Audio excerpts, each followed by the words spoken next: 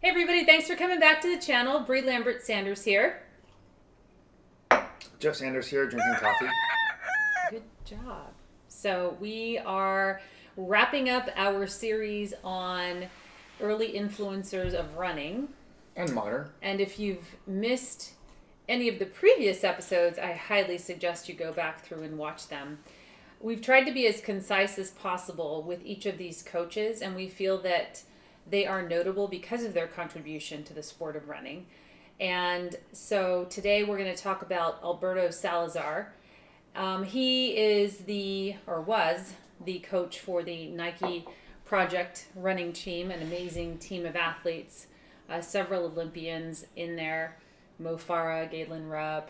But before we dive into that, I just want to plug Greg Lanstott is the race director for Pacific Coast Trail Runs here in Northern California, and he is launching his relay. It's called the Together Relay, and I think it's pretty interesting because it is open course trail racing, and essentially what that means is there is a specific route.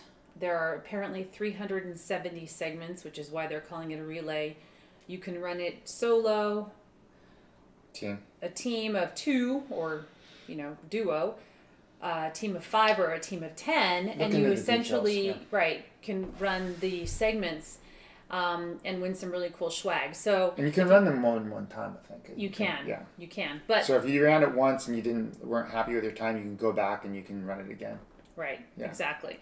Anyway, the reason why I'm plugging this event is because it's a really cool concept. I know there are a lot of virtual races going on right now, but I do think that what Greg is doing is pretty awesome.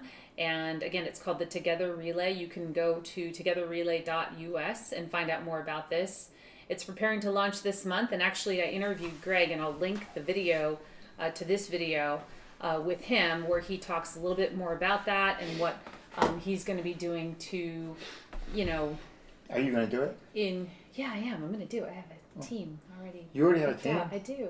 It's pretty awesome. Oh. But what he's going to be doing going forward, which I thought was pretty interesting, to get ready for this new type of racing, so to speak, where we are now being required to have PPEs in place in order for events to happen. What's a PPE? That's physical protection equipment. So that when you show up to a race, I love that.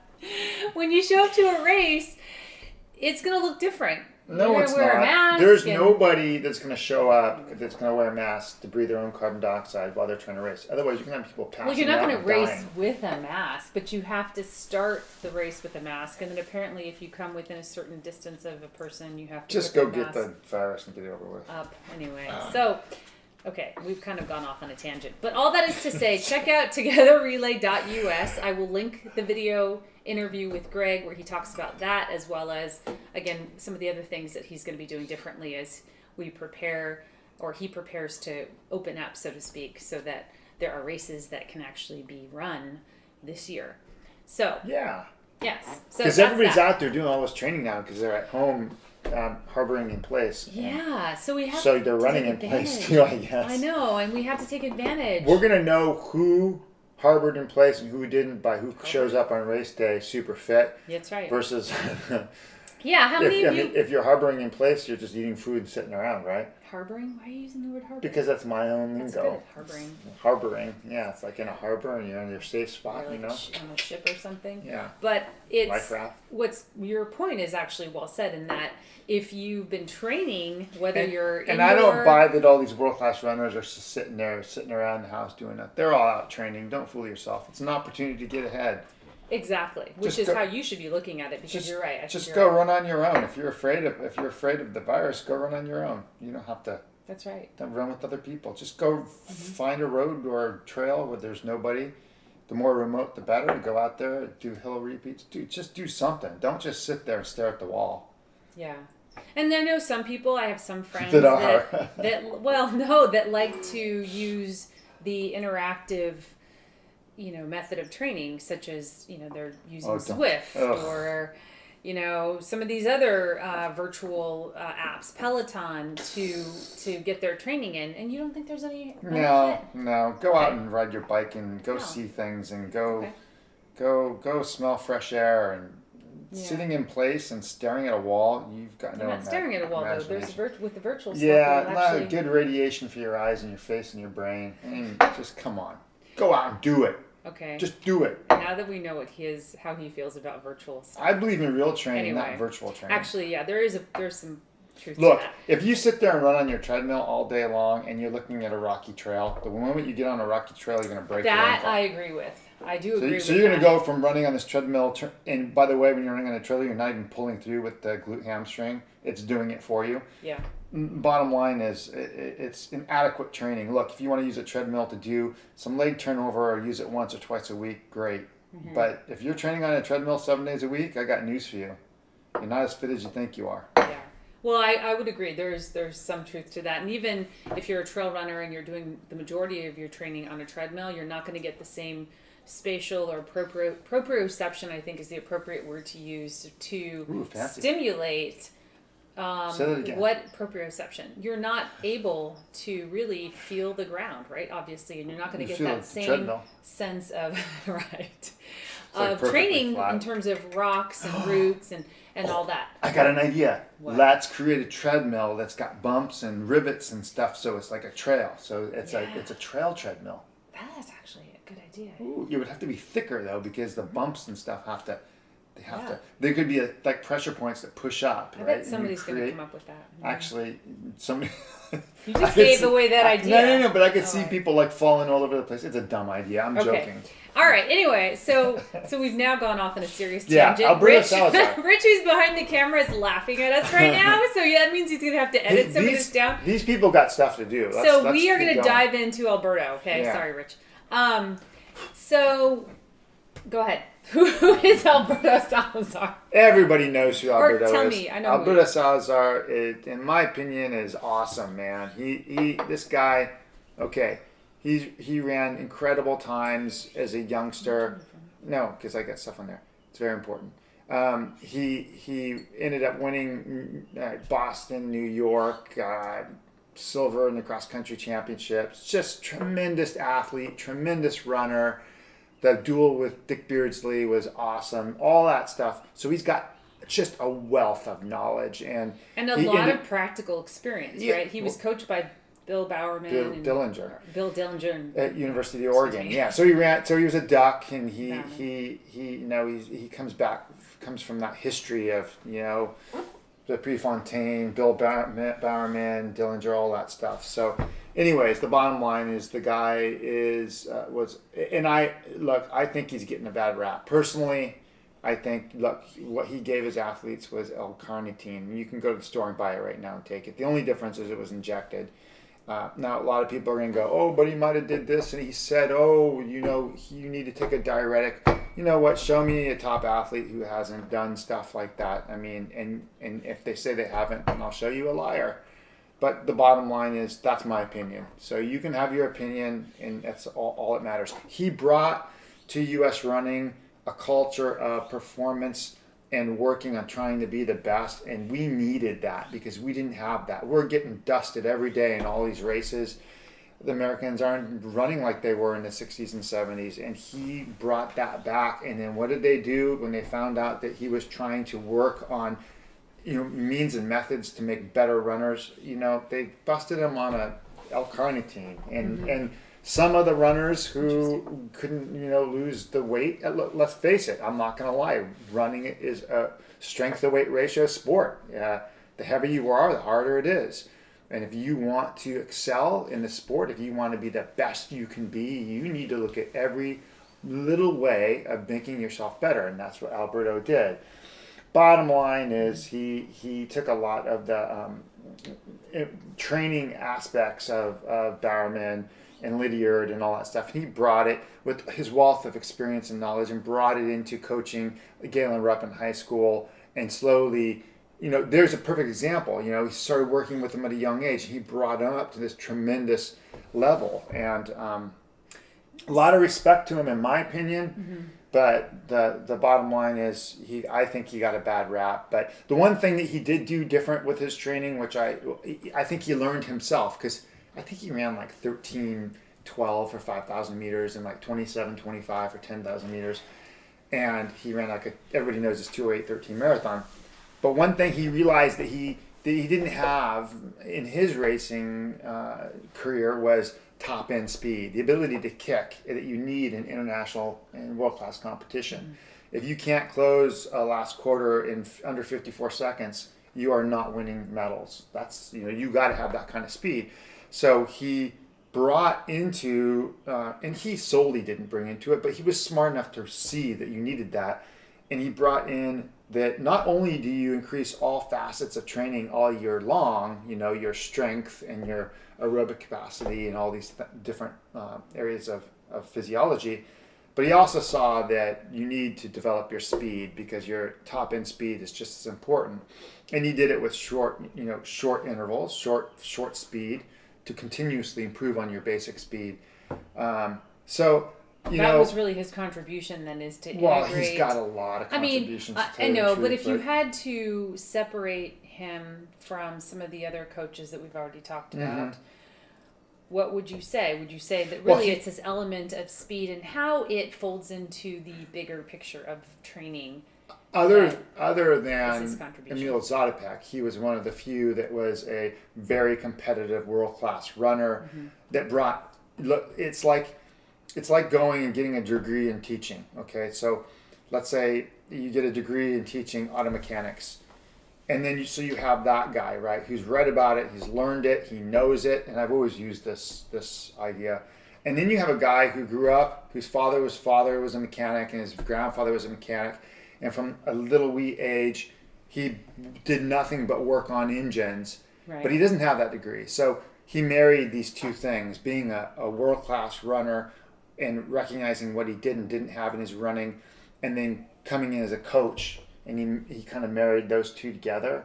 And then through Nike, a lot of people don't like Nike. I personally am I go back and forth. I think they have a lot of great people working there, which have developed great shoes, but there's the other controversial stuff. Bottom line is that I think that when you have a guy that has the right resources behind him, he can do great things, and that's what he was doing. And now what do we have? We've got nothing. He's gone. Supposedly Galen Mofar is supposedly training in. I don't know where he's training now. He's either in Ethiopia, Kenya, or he's I don't know, or maybe Flagstaff. Bottom line, in my opinion, it's a shame, and I hope Salazar comes back, and I hope he gets some runners, and he brings them back up and says, "Here you go. I did it again. How many times do you want to see me do this before you're gonna not put me down?" Or So what you have something to share about his methodology of training? That I thought was really good to talk about. I'm gonna actually, because I don't have them memorized, although I should. They're kind of like his 10 Commandments. Not that he's a god or anything. He's just a great former athlete and good coach. So here they are, the top 10 things that Alberto Salazar believes. Be consistent. We all know that, right? So you got to train every day, and if you're not training, you got to cross train. Take recovery days seriously. So absolutely, we talk a lot about that. Following a hard workout, your run the next day is always got to be a super easy. Like look at me today. Yesterday I did my 400 meter repeats, at sub 5 minute mile pace, and then today I went out and, which is not fast, but, and I went out and I ran super slow. I jogged as slow as I could go. You always make me laugh when you say that. It's all relative. Yes. Increase mileage gradually. We all know that one, and you'll know how to do it. If you don't, pick up a book. Or contact us, and probably need us to coach you. His athletes do 90% of their training on soft surfaces, grass, trails, bark chips, whatever you can find that's soft. It's good that you're going to decrease the impact on your joints and tendons, and you're going to extend your career. So obviously that's run faster. What he means by that is that, look, I'm just going to take a basic thing. If you're training for the 5,000 meters and you're going out and running slow and long every single day, and then you show up on race day and you need to run 4:30 pace, it's not going to happen. Exactly. So you've got to do enough speed that you are equal to the pace that you're trying to hold, but preferably much faster, because you have to have that aspect of your training. And I think in endurance running, ultra running, trail running, a lot of these people, they're just going out and slogging every day. Yeah. Let me tell you something about slogging every day. About 8 weeks to 12 weeks into your slogging, you're not going to make any more improvement after that. Very little, very little. You have to stress your body in different ways so that I think that's a good point. And I talk a lot about that with my clients, and that they have to do that. And stress and rest, and also play with gears. So it's like a bike, right? You've got a bicycle that you're riding, and your bike has a lot of gears. And I always liken it to that your body is the same way. If it only knows one speed, that's where it will stay. Yeah. But if you can mix up the speed, and you can integrate aspects of, short bursts of turnover paired with longer, strong, steady aerobic fitness or base, then those two eventually will come together. I mean, it will happen, but you have to keep training those gears. Otherwise, your body is just going to get comfortable, and it's not really going to change. That point's made. So that's run faster. Strengthen your whole body. You think of running, it's a marriage of all your muscular are working together, even opposing muscle groups, even muscles that you don't think that you use in running, you probably do. So I'm not saying go out and get big, huge muscles in your upper body, but I'm saying definitely do some upper body work. Otherwise, you're not going to be near as efficient. You're not going to last as long. The thing about running is with your arms, if you have no strength in your upper body, look at that old adage is true. The faster you pump your arms, the faster your legs are going to go, provided your core is strong, so it makes that connection. So, but if your upper body's totally weak, you can pump those little twigs all you want. It's not going to connect to the legs, and it's not going to get the whole body to move. That's right. So you need to have overall body strength and conditioning, in my opinion. It also prevents injuries, help with it. Wear the right shoes. Yeah. So, don't trend. That's my whole thing is just because a shoe is trending doesn't mean it's the shoe for you and that you should go out and buy it. And I can't emphasize this enough, because I feel like there are a lot of runners out there that just have friends that run in a specific type of shoe, and it seems like, oh, I think I can run in that shoe too because it's popular. That doesn't make it. It's not going to make it a great shoe, and it's not necessarily going to be the shoe. And it's not even fully that. It's she knows. No. What you said is right. Okay, but what I'm saying is that she knows that I have like a ton of shoes. I'm the shoe man, and I vary my shoes constantly depending on what my run's going to be. If I feel like my body is weak and tired, I'm going to wear a shoe that's got a little more stability in it. Cushion. If I'm going to go out and do a fast tempo run, I want something that's a little bit more softer and free flowing, so my body can go through its natural range of motion. And you want to have that, because a soft shoe is going to stress your foot in different ways, which is going to strengthen your foot. Exactly. A stability shoe is going to make your foot basically like a boat, and so its foot's going to get weak. So it's about having a variety of different shoes and changing running in them up. Exactly. So perfect your form. That's important. That goes along with the upper body strength stuff, but form is super important. I don't care what anybody says. If you're overstriding, like I said in the old Chariots of Fire movie, the coach said, every time you overstride, it's like a slap in the face. It also beats the heck out of your body, especially if you're it's okay to heel toe run, but you got to do it in a way that you're not getting that down force in the opposite motion of what you're trying to move, because that just jars the crap out of your body. Impact injuries, it's going to happen.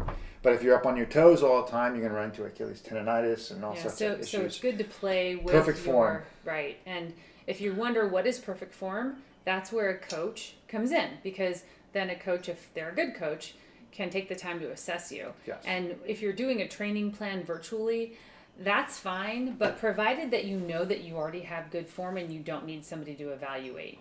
Because I can't even emphasize enough how important that is. I mean, Joe and I both work with athletes here locally, and it's like, and I actually do work with athletes virtually as well. Hi, Lindsay. And so, but it's key to have time to assess and then provide feedback to a runner in terms of of stride form and where that can be improved. Yeah, it's so important. So number 9 is tackle self-doubt. In other words, you have to, if you do have a coach or you don't have a coach, you have to believe in your training program. You have to believe that what you're doing is the right thing, as long as it makes sense, obviously. Also, in terms of like going out and doing your long run or doing speed work or going into a race, you need to get positive thoughts in your head. You don't want to go into things already self-defeated or setting yourself up for self-defeat. And I like this point because I feel like there's a lot of, especially during this time, right? Because there's so much happening in the world right now. That's not going to. No, I know, but I'm not going to. But I'm just saying that it's hard, I think, when things are stressful around you to believe in your training process and to think, okay, for example, I'm actually going to be capable of taking the training that I've been given and applying it to an event and have a successful outcome. And I think that a lot of good running performance happens when, to Joe's point, you can really identify that you've been doubting yourself and that you flip that around and just believe in yourself and say, you know what, I have done the work and I can do this. So it's different for different people. It's not easy, I know. It's different for different people. But think about that. Definitely think about it. The last one is embrace technology. Number 10 is embrace technology. And I take this with a grain of salt. I go back and forth with technology. I think that there's some benefits to it, but I also think that it takes away some of your natural instinct of running. And I think that running can be very instinctual. And I remember when I was racing Kenny Souza, and he was an amazing athlete. After I asked him, he was kind of my idol for a long time.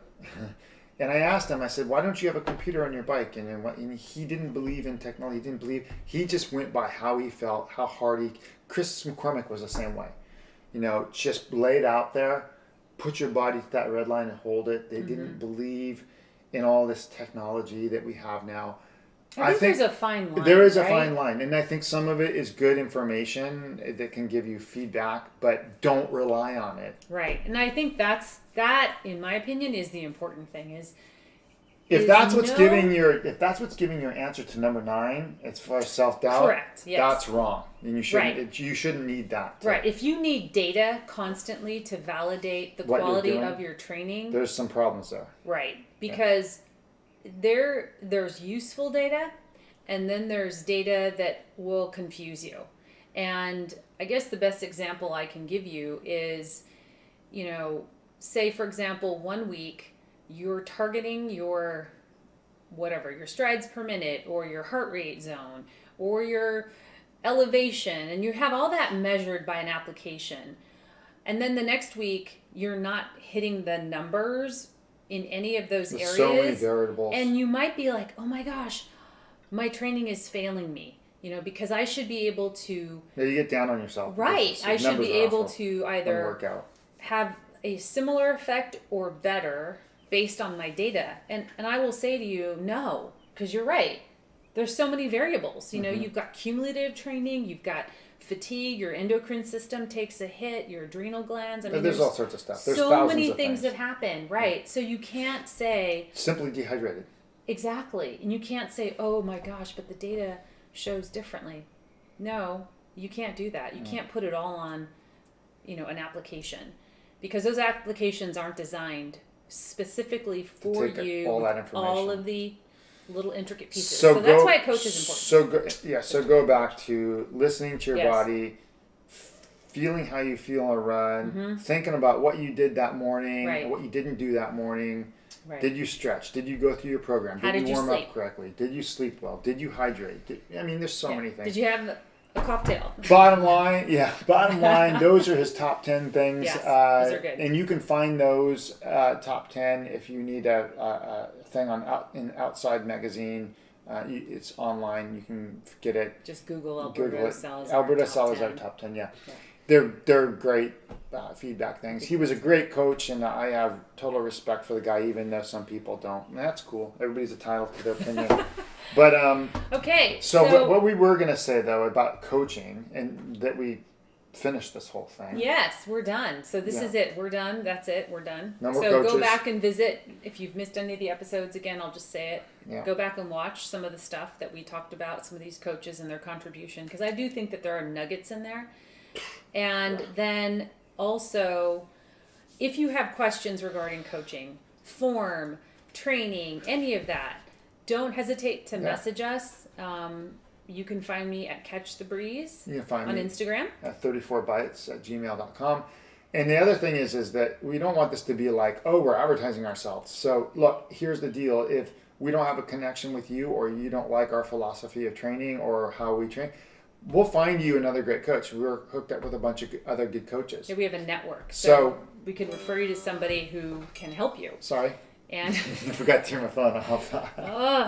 It was so perfect. We were so close. Yeah, but anyway, I think that's a good point. I gotta because we're definitely willing to help you guys find a good coach. Hit that subscribe button. Come back to the channel, and we're going to start getting into some other pretty cool stuff here in the coming weeks. Thanks for tuning in. Have a great week. Adios, you guys. Ciao. Ciao.